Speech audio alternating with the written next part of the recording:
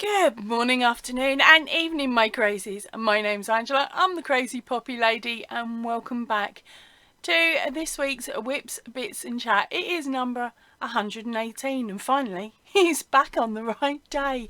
Come on, let's go and see what I've got for you this week.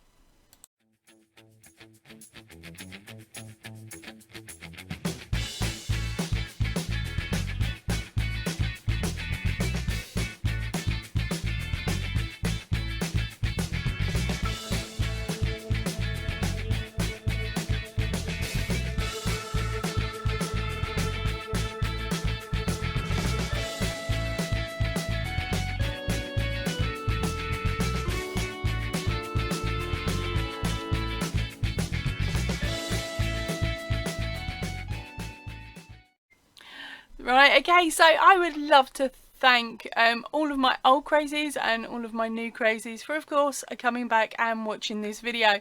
If you could do me a big fat favour, if you can hit that thumbs up, that would be absolutely brilliant. I don't normally ask because it's on the opening titles, and I hope you read it instead of me having to repeat it every video. Also, if you have popped in and you don't know if you're a subscriber or not, check that button down below that says subscribe. You can click on it and it will tell you whether you are or are not subscribed. And also make sure you click that bell and click all when the pop-up box comes up. That way you'll be notified of every video that comes out. Yay! Right, come on, let's get on with the rest of this, shall we? I've done that boring bit. Been there, done it.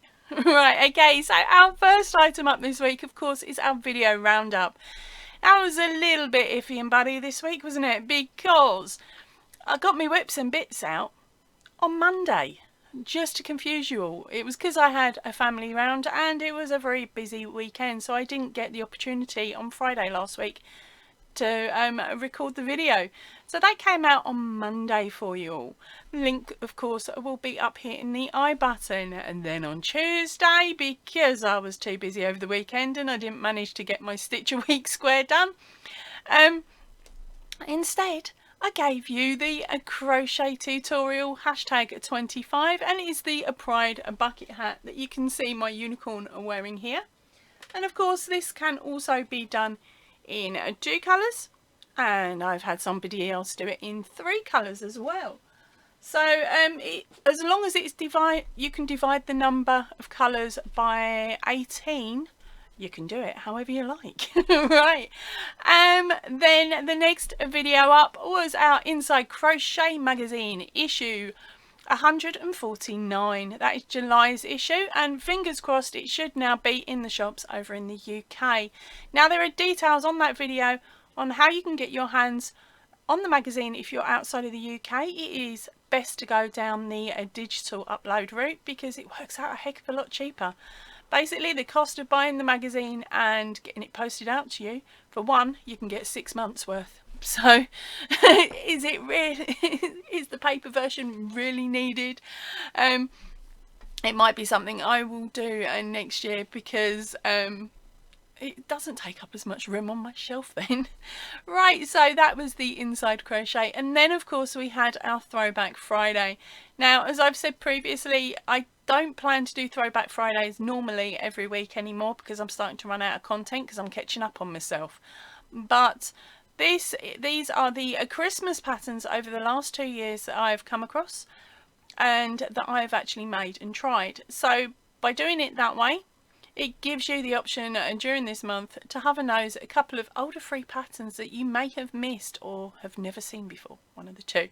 So have a nose at that video there as well, because you never know what might be in there.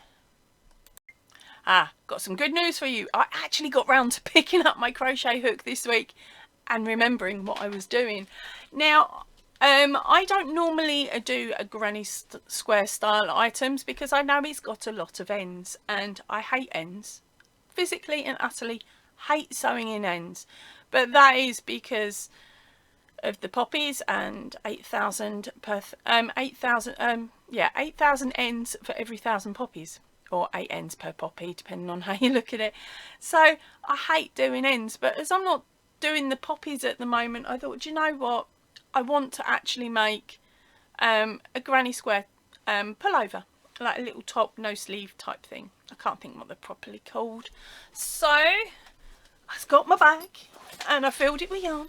And now I've raided one of my boxes of yarn down here, which is the Stylecraft. And let's get one out with a label. Right, so I've got a couple of oddballs of the 4-ply special by Stylecraft. Okay, that's what the label there looks like. Now this is 100 grams.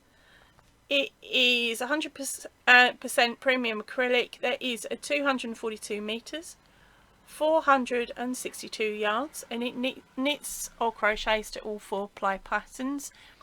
Hand wash at 40, cool tumble dry. I don't risk it. A cool iron, don't do ironing, and P for the dry cleaner. And the recommended needle size is a 3mm. Right, so a couple of years ago I was going through a phase of getting mystery boxes, and this yarn actually came to me via a mystery box. Now most of my yarn is DK, okay, because it's the easiest for me to get in the UK. Now Stylecraft is also easy for me to get in the UK. I just don't like their price. I think it's up at about £2.30 now per 100 grams, whereas I can get the other yarn for £1.20. So let me think. Really, am I going to waste money on the yarn? No. Not only that, I found when I was working with this, it unravels itself. So as you're working, the twist unravels, so you end up catching your yarn quite a bit. It may be that because I'm centre pulling, so I'm going to give it another go working from the outside on my next set of squares that I make, just to see if it's any different working from the outside to the inside, because I do tell people, don't I, if you're having issues and it's unravelling, take it from the other end. But I never listen to my own advice.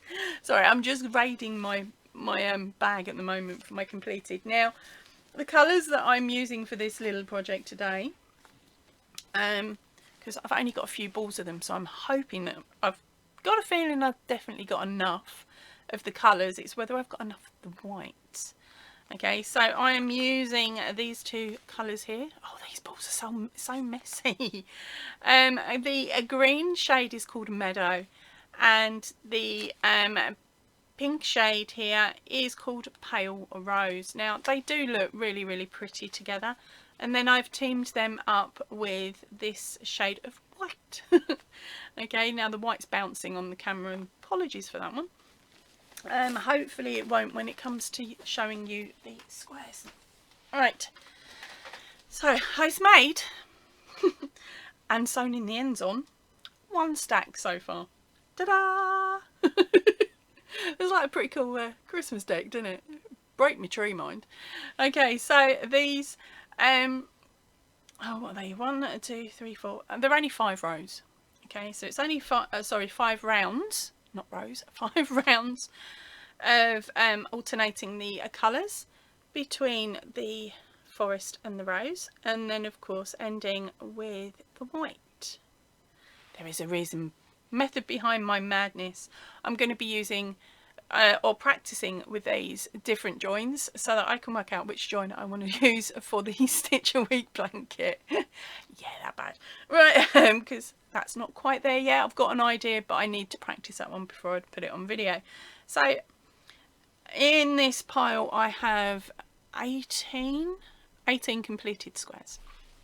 I still need to block them, but I need to go out and buy a blocking board or bribe a friend to lend me theirs. Then my next set is a bit of a mishmash at the moment, as you can see. Ends definitely need sewn in, but I completed 17 more squares last night using a different pattern, a slightly different colour pattern. As you can see here, it goes 2 pink, 2 green and 1 white. So I'm hoping that when I put these together there is enough variation between the two. So I haven't told you what I'm making. Oh yes, I did. Yeah, my brain is really mushy today, can you tell? But yeah, so they are my projects for this. It's my project for this week, basically. Fingers crossed I will have the majority of it done over the weekend. Now, I've still got half squares and quarter squares to do. I've never done half and quarter, so I've never gone this mad on a granny item. Actually, I've never made a granny item or a granny square item before. Let's see how it goes. But we never know. That's the good thing, isn't it? Is make it up. If it doesn't work, undo a bit of it and turn it into something else. So the hope is it'll be a top. If that doesn't work, it'll be a bag or it'll be a cushion cover. Or I'll just end up going, it's a blanket. So there we go. So that is my challenge as it stands at the moment, and that is all the crocheting I've done so far this week. Lots and lots, but not a lot to show. Okay, so I best do a little bit of chatting about this cheeky unicorn pillow. Ugh. Now this is a very old pattern. This came out a couple of years ago now, but it still seems to, she still seems to be, oh she's massive, but she still seems to be one of the favourites on the channel. It is the giant unicorn crochet pillow. It comes in 4 parts, so it's a little cow, and it's #03. Now the written pattern is also available over on Ravelry. I will pop both links, one to the tutorial down below and one to the pattern as well in the description box down below, but the pattern also has the links attached to it so that you can just bounce straight in if you choose to purchase the pattern, but there's no pushing you into it. Now mine has got a bit of a chin and cheeky cheeks on her, whereas yours, because you're making it in the round and you'd be using a round pillow insert, it would be round. The reason mine is like this is because it was made during lockdown when no craft stores were open, and the only pillow insert I had that would fit was square. So I cut the corners off, pulled out some stuffing, sewed them back up again, but over the years the shape has gone back to the way it was. But to be honest, I quite like her with her cheeky offset chin. Oh, there we go. Now she may look quite difficult to do, but if you can make a hat, you can make her. Okay, so her main body is similar to how you would start off making a hat. Then we've got some curly cues. You can make them as long or short as you like. The horn is worked in the round, increasing as you go, and the ears are the only complicated bit. You make 2 triangles and then you join them together, and then you work the extra around to make them a little bit wider. So these bits are the worst bits, and they, I think, are video number 3. But yeah, so that pattern is still very, very popular on the channel, which is really, really good. I would love it if you've made one and you haven't sent me that picture yet. I would love to get a picture so that I can have a nose and of course show off your work. I think so far I've had about 3, maybe 4 photos come through for that one. What else have I got? Yep, the penguin, that's still there as well, because of course it's Christmas in July still, so I'm trying to promote the Christmas stuff. So we've got the penguin, and we've also got the wine box Santa pants and the cheeky fairy wine box cover. Now they don't have to be used as wine box covers.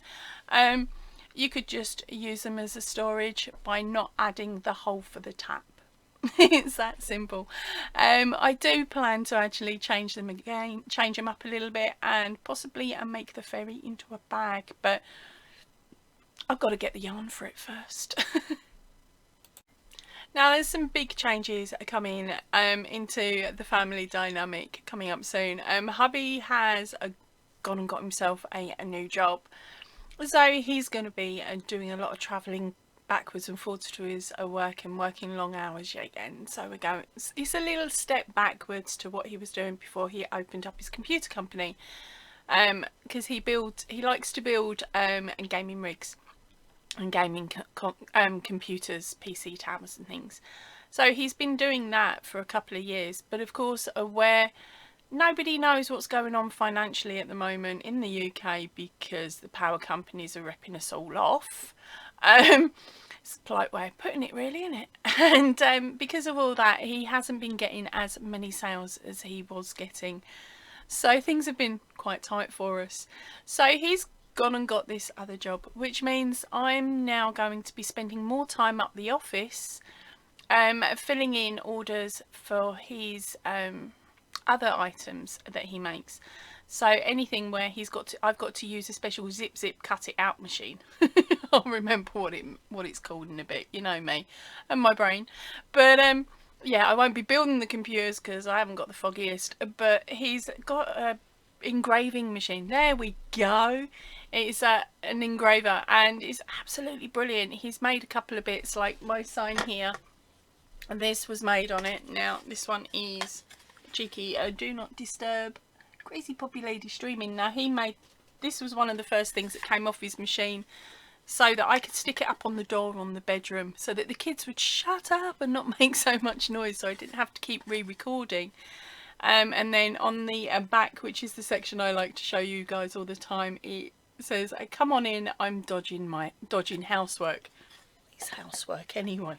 It's nothing to do with dodging it, I just don't do it. No, I do. I just don't like doing it. Right, so that is what he was engraving. Now he's got an engraving job on at the moment, but of course it's going to be an ongoing one. Hopefully, fingers crossed, that the lass keeps coming back. So and because of that, I'm now going to be in charge of that machine, which means I'm going to have to spend a lot of time up the office. It's fine, I'm going to clean it, I'm going to gut it, it's going to look lovely, the office is going to be girlified. His mate won't like it, but I don't care. And then possibly at some point I may end up having to do a daytime live from there or something like that, just because when I get around to doing my lives again, that'd be probably the easier place to do it. And it just means that I have to jump up and down every 30 minutes. We'll have to have a quick break so that I can change out the item that I'm engraving on the machine. Oh, pardon me. So that's going to be my new go-to thing. It's going to be, I'm going up the office to work. But of course I won't be getting paid anything other than cake. So at the end of the day, you never know, I might be able to talk him into buying me a bit of yarn, but it is just a case of keeping that ticking over. So my videos are going to be quite generic for the next couple of months. So it is going to be a book review if I can, and then either a tutorial for something larger, or it's going to be the Stitcher Weeks. Okay, that's pretty much what I'm going to be able to put out at the moment, because I only get a few hours in the house to do recording when there is nobody else around, and that's normally during office hours, and of course I'll be at the office. So you might end up seeing a really boring background with absolutely no crochet in it, unless I drag it up the shop with me. Now for a little bubby update. Our cheeky Liam, poor boy, he is not, and I repeat, not enjoying this warm weather, because his whole routine has had to be completely and utterly stripped and reconfigured. I'm having to either bribe my daughter to take him out at 6 o'clock in the morning when she wakes up, because she wakes up with the birds, as we call it. So she's normally downstairs and has got washed, dressed and is prepped, ready for school, had breakfast by 6 o'clock. And so we're now bribing her to take the dog out for a decent walk before we can't even roll out of bed. Yay! But if she forgets or she doesn't manage it, or it's raining or something like that, then of course I'm stuck doing it. So it's a case of getting the dog and the kid in the car, dropping the kid off at school, taking the dog to the field, and then getting him out on the field, letting him have a run around at like 8 o'clock, about 20 past 8 in the morning. Has a good run around, has a good sniff and everything, and then I jump him back in the car and bring him home. Now the reason I do that is because if I can park where I like to park, he gets straight out onto grass and then goes straight into the park, which is grass, and then comes back out and it's all on grass. So it means that his little paws won't get burnt. Now I'm doing it that early in the morning because the other day, what was it? It wasn't even the hottest day that we'd had during the week. I think it was sitting at about 26, and we went out at 9:30, 9:45 in the morning. And so when we came back, it was only a short walk for us. There was a lot of sniffing, so it was a short walk, all in shade, lots of sniffing. I went out in bare feet. I do this every now and then on purpose, so that if someone turns around and says to me, "You're evil for taking your dog out for a walk," I look at them and I say, if it's good enough, if it's okay for my feet, it's okay for his. Now he doesn't get cut. We don't get his fur trimmed or anything like that because of his German Shepherd Collie cross mix, and neither of those breeds you should really shave because they're both double coated, and the coat is actually designed to help them to cool down. So it sounds strange, but the longer the fur is on the dog, the better for those two breeds. So the fluffy bit that's all around his chest area, that's the coolest part of him. So of course I take him out.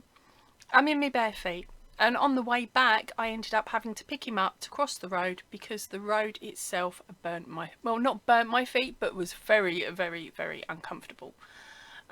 Just to walk that little section, it's like I stood on it and I counted to 4, went, "Ouch, that's hot, come here," scoop him up, cross him over.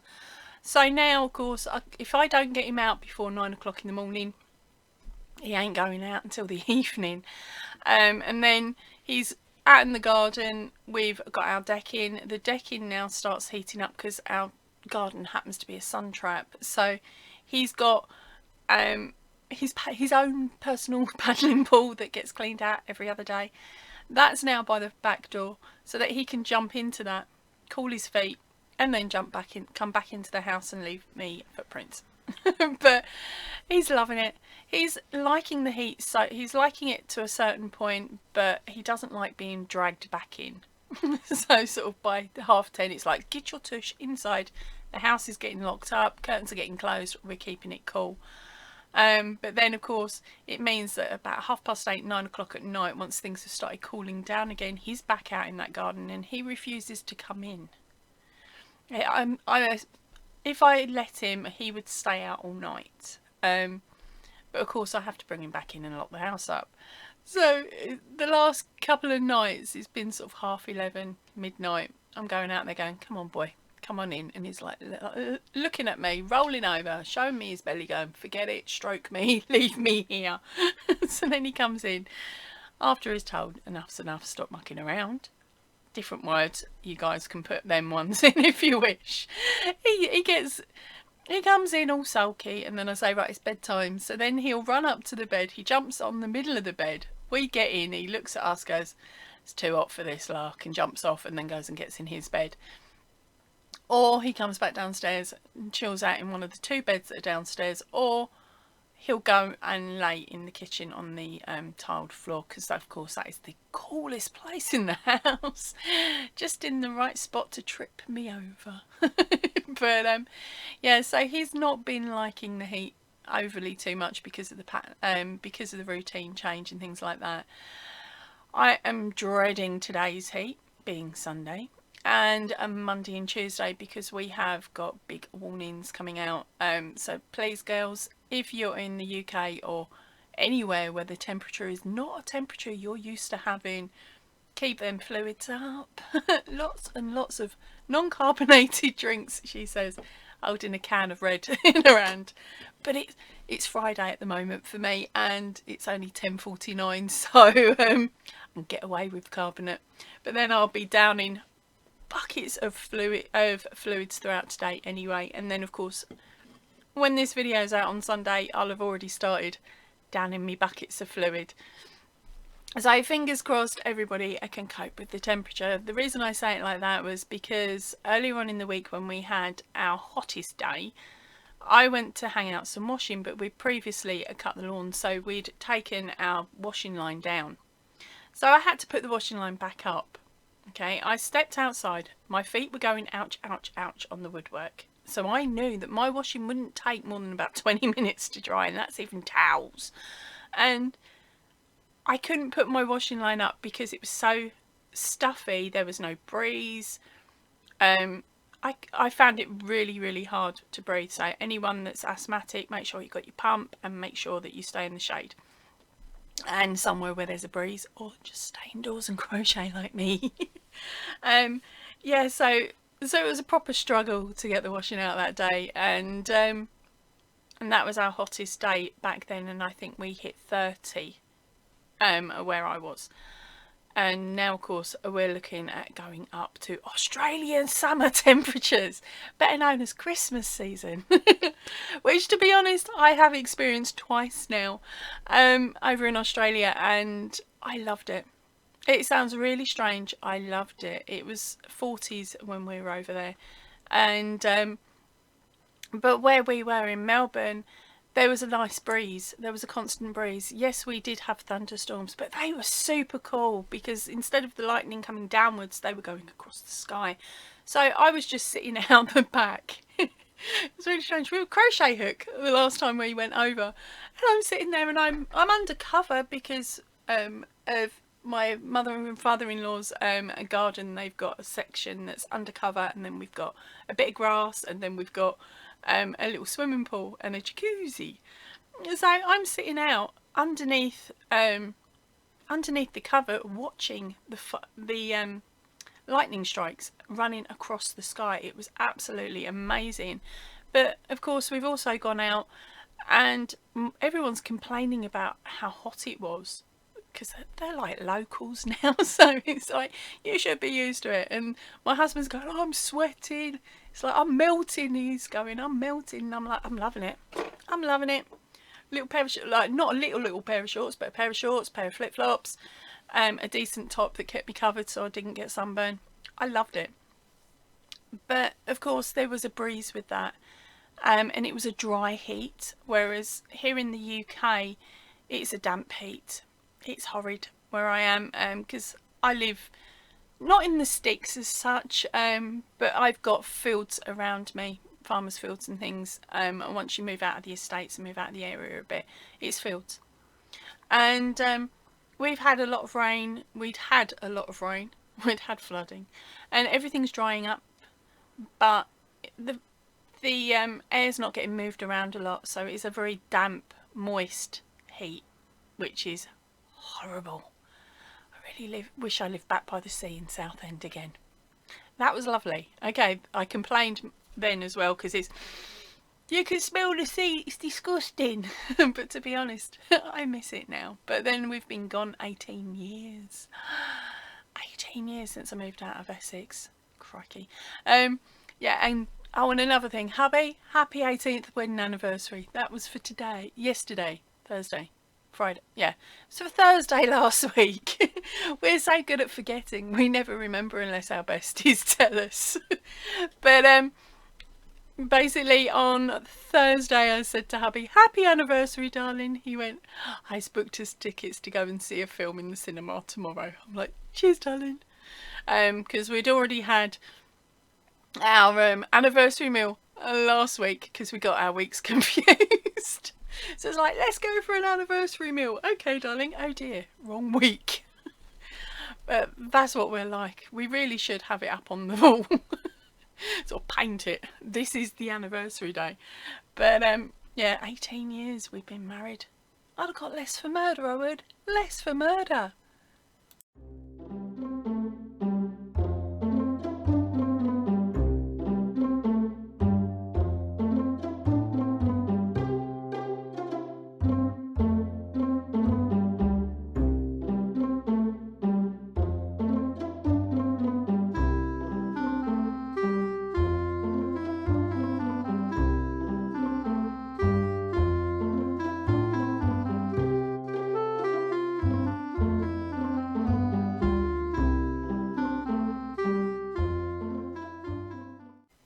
Right, so now all that warning's out the way, it is now time for the bestest bit. It is your photographs. Now, of course, because I didn't have a Stitch a Week come out this week, we haven't got as many photographs as normal, but we do have a surprise one from our cheeky Sabrina Melager. Let's go and have a look.